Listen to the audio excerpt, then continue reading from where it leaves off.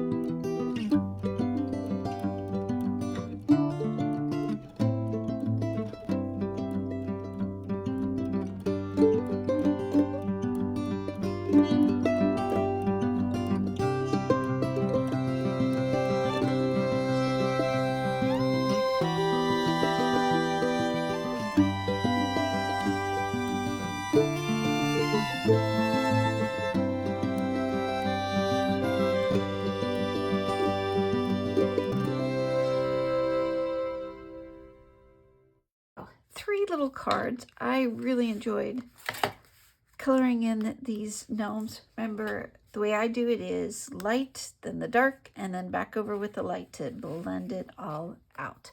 I'll go in and add just some plain white, basic white cardstock to the center so you can write your sentiment, but this is a long enough video. Thank you so much for watching. Hope to see you next time. Don't forget to like, share, and subscribe. Bye. Hey, it's future me. I forgot. I already decorated the inside. I used the leftover designer series paper for the inside. How about that? I was ahead of the game. Bye.